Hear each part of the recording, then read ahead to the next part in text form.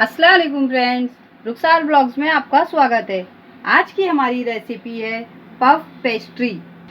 ये बहुत ही मुश्किल रेसिपी है, मगर इसे बनाएंगे हम आसान तरीके से और क्रिस्पी और अच्छी परतों में बनाएंगे।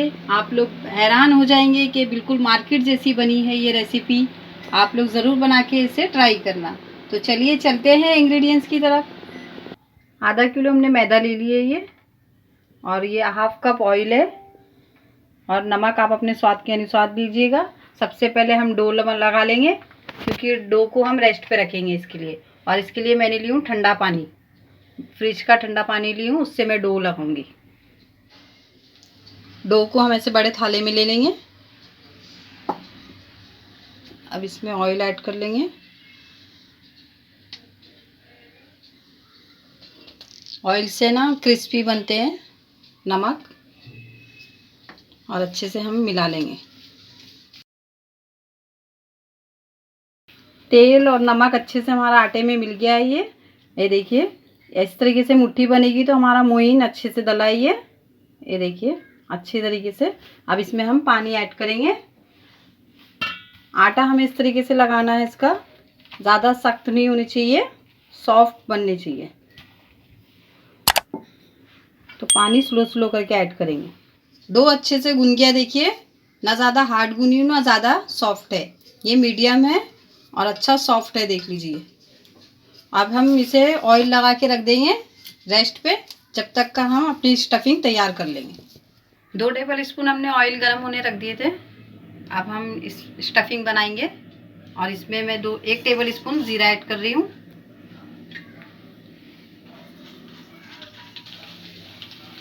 स्टफिंग में ज़्यादा ऑयल नहीं ऐड करेंगे। 2 मीडियम साइज़ की मैंने प्याज ले ली थी, इसको इस तरीके से बारीक चॉप कर ली हूँ। ये ऐड कर देंगे। इसे ब्राउन नहीं करना है, हल्का सा सॉफ्ट करेंगे। 2 मैंने हरी मिर्ची ले ली थी, इसको मैंने बारीक इस तरीके से काट ली हूँ। अगर आप चाहिए तो इसे अवॉइड भी कर सकते हैं। और 1 अदरक का टुकड़ा ले ली थी मैंने, इसे मैंने ऐसे कद्दूकस कर लिया है, ये भी ऐड कर देंगे। अगर आपके घर में तिक्का नहीं पसंद करते हैं तो आप मिर्ची नहीं भी डाल सकते इसमें, हरी मिर्ची, क्योंकि रेड मिर्ची पाउडर भी जाएगा ना, इसके लिए।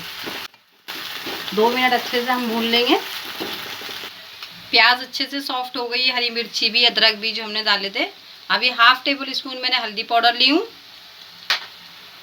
1 टेबल स्पून धनिया पाउडर है, 1 टेबल स्पून ही रेड चिल्ली पाउडर है, 1 टेबल स्पून गरम मसाला है, और 1 टेबल स्पून चाट मसाला है। अगर चाट मसाला नहीं है आपके पास तो आप अमचूर पाउडर भी डाल सकते हैं। अब इसे हम अच्छे से मिला लेंगे।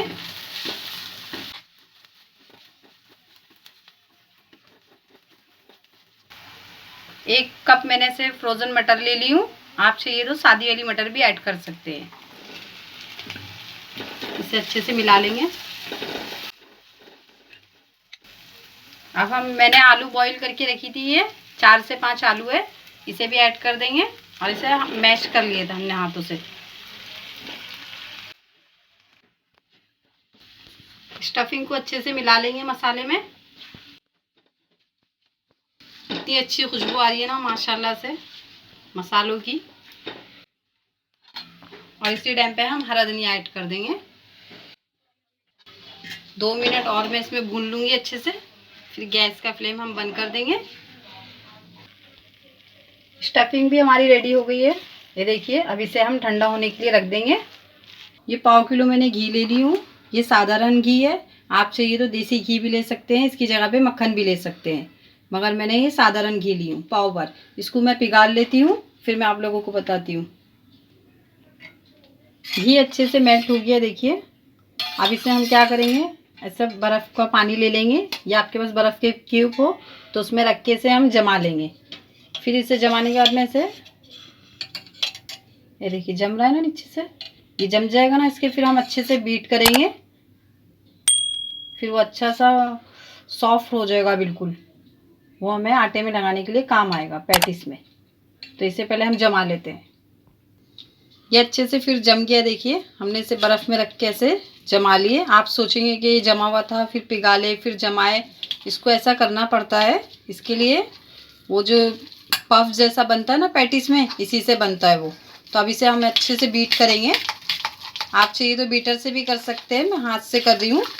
और इसको एकदम फ्लफी बना देंगे हम ऐसे बीट कर करके। ऐसे ही करते रहेंगे। इसका कलर भी देखो आप चेंज हो जाएगा। ये देखिए हमारा मक्खन कितना अच्छा तैयार हो गया है, कितना फ्लफी बना है। इसमें थोड़ा सा मेहनत तो लगती है मगर बहुत अच्छा रिजल्ट आता है इसका, आप लोग यकीन करना। ये देखिए कितना फ्लफी हो गया है।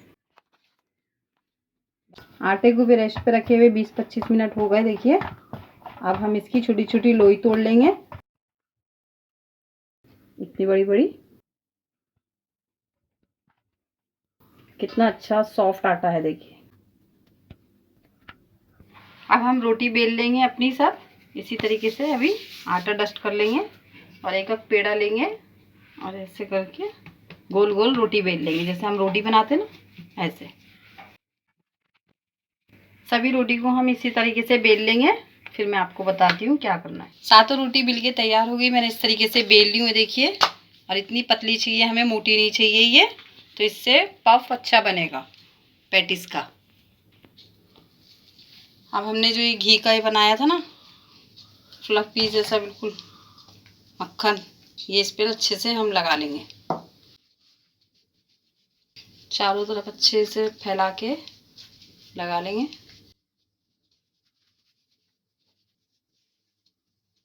दूसरा भी हम इसी तरीके से रख लेंगे।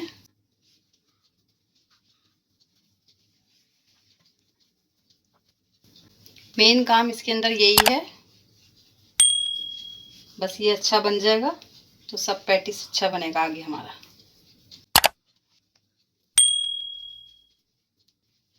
अब इसका हम अच्छे तरीके से हमने घी लगा लिए। अब इसका हम टाइट सा एक रोल बना लेंगे गोल, इस तरीके से ऐसे करके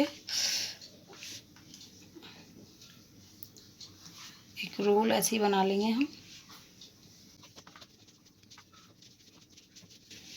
और हल्के हाथ से इसको ऐसे दबाते रहेंगे, हल्के हल्के हाथ से, ज़्यादा टाइट नहीं करेंगे क्योंकि उसके वो ख़त्म नहीं होनी चाहिए ना इसकी जो तय बनाए हमने से ये।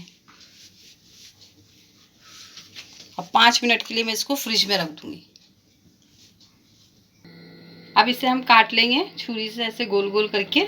और ये इस तरीके से हमें छुरी नहीं ऐसे दबाना नहीं है, छुरी को ऐसे चलाना है तो वो सही लेयर कटेगी, नहीं तो वो पूरा उसका वो दब जाएगा। तो ऐसे चलाते हुए हम काटेंगे हल्के हल्के। ये देखिए ऐसे आएगा, नहीं तो अगर डायरेक्ट काट देंगे तो वो बेकार हो जाएगा। अच्छे से हमने कट कर लिए, देखिए कितनी सारी इसमें परतें आई है ना, ऐसी ही हमें चाहिए थी। अब हम इसे सबको साइड में रखेंगे और मैं आपको पैटिस बना के बताती हूँ। इसको कैसे बनाएंगे हम देख, आटा हल्का सा लगा लेंगे ऐसे, मैदा हल्का सा, और इसको इस तरीके से हम हल्के हाथ से दबाएंगे, ज़्यादा ज़ोर से नहीं दबाएंगे नहीं तो वो ख़राब हो जाएगा पूरा। ऐसे और हल्के हाथ से हम इसे बेलेंगे।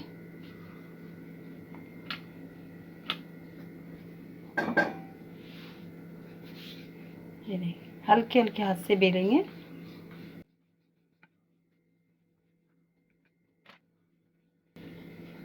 सभी हम ऐसे बेल लेंगे। अभी बताती हूँ मैं आपको। हम इसे चौकोन शेप में बनाएंगे ना, तो इसलिए मैं इसका चौकोन शेप दूंगी। इस तरीके से थोड़ा थोड़ा काट लेंगे हम।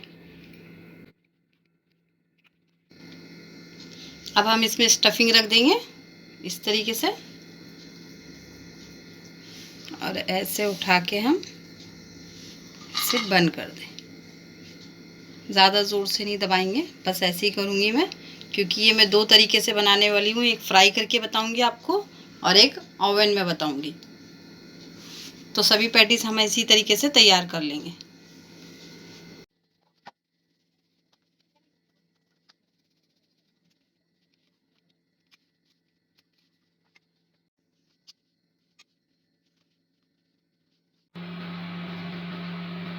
ये मैंने एक स्टैंड ले ली हूँ, ये ओवन में रखेंगे हम इसे।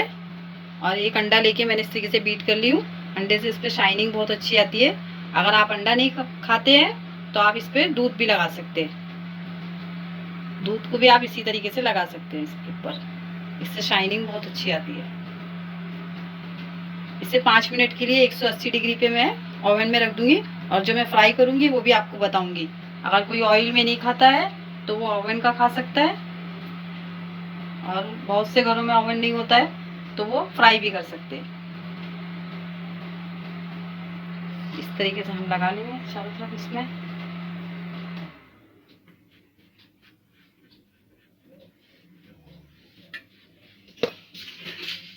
ये थोड़े से मैं कॉलेंजी डालूंगी इस पे।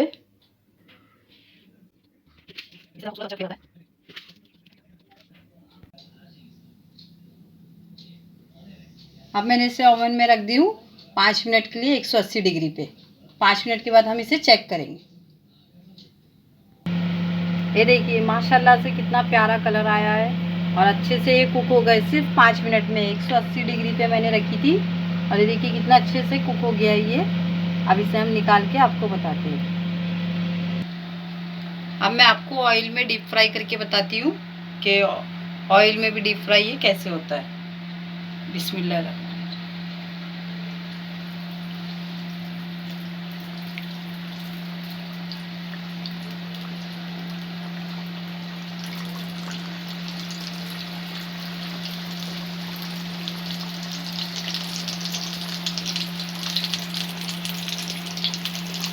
स्लो फ्लेम पे करेंगे, ये अच्छे से कुक हो जाने चाहिए ना, इसके लिए। फास्ट पे करेंगे तो ज़्यादा वो हो जाएगा, जल जाएगा और अच्छे से कुक नहीं होएगा ये। अब इसे हम स्लो टर्न करेंगे, बहुत ही सॉफ्ट बनाए। देखिए कितनी अच्छी वो आई है, देखिए परतें इसमें, देख सकते हैं आप।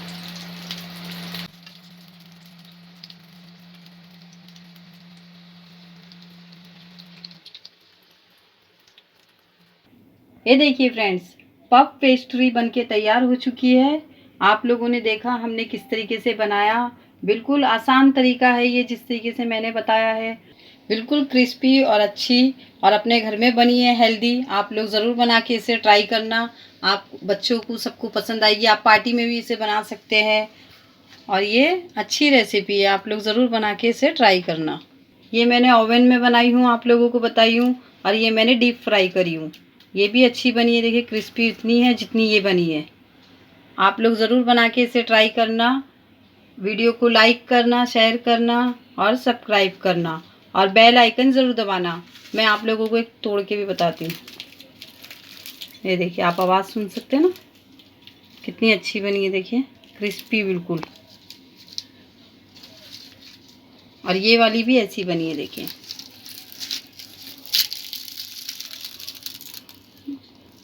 बस ये ऑयल में डीप फ्राई करी हूँ और वो ओवन में बनाई हूँ, और कुछ फ़र्क नहीं है, दोनों में सेम ही बनी है ये। अगर वीडियो पसंद आई है तो वीडियो को लाइक करना, शेयर करना, सब्सक्राइब करना और बेल आइकन ज़रूर दबाना। Thank you.